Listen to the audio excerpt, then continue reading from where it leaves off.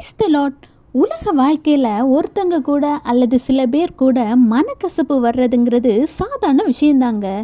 ஆனாலும் இது அதிகரித்து ஃப்ரெண்ட்ஸ் கூட, ஆஃபீஸில், ரிலேட்டிவ்ஸில் அப்படின்னு போய் வீட்டுக்குள்ளே, அதாவது குடும்பத்திற்குள் வர இந்த மனக்கசப்பு வந்துட்டு ஹஸ்பண்டுக்கு ஒய்ஃப் மேலே, ஒய்ஃபுக்கு ஹஸ்பண்ட் மேலே, பேரண்ட்ஸுக்கு பிள்ளைங்க மேலே, பிள்ளைங்களுக்கு பேரண்ட்ஸ் மேலே. அது மட்டும் இல்லைங்க, அது சகோதரர்களுக்குள்ளே கூட மனக்கசப்பு. இப்படி வீட்டுக்குள்ளேயே சில நாட்களா, சில வாரங்களா, மாதங்களா, ஏன் வருடங்களா கூட ஒரே வீட்டுக்குள்ளே இருந்துக்கிட்டு பேசாமல் பிரிந்து இருக்கிறவர்கள் கூட இருக்காங்க.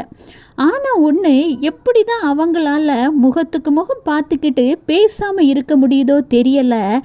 உன்னை பகைத்தவனையும் நேசின்னு தான் ஆண்டவர் சொல்கிறாரு. நம்ம ஒருத்தங்களை பார்க்கும்போது அவங்க செய்த கெட்டதை முதல்ல நினைக்காம அவங்க செய்த நல்லதை நினைத்தாலே யார்கிட்டையும் பேசாமல் முகத்தை திருப்பிக்கிட்டு இருக்கவே முடியாதுங்க. கர்த்தர் சொல்கிறார், யோபு 22:21, நீர் அவரோடே பழகி சமாதானமாயிரும், அதனால் உமக்கு நன்மை வரும்.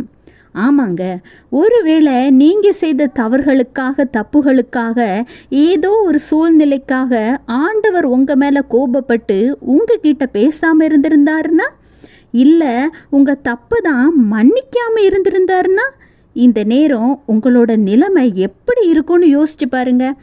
ஆண்டவர் போல மாறணும்னு நம்ம நினைக்கிறோம், ஆனால் ஆண்டவர் கற்றுத்தந்த வழிகளை நம்ம பின்பற்ற மாட்டேங்கிறோம். இன்றைக்கி நீங்கள் யாருடைய மேலேயாவது மனக்கசப்பு இருந்துன்னா, அது உங்களை விட்டு மாறாமல் இருந்துன்னா, இந்த நிமிடமே நீங்கள் அந்த நபர்கிட்ட போய் பேசி சமாதானமாகுங்க. ஆண்டவர் உங்களை ஆசீர்வதிப்பார். Have a blessed day. Jesus bless you.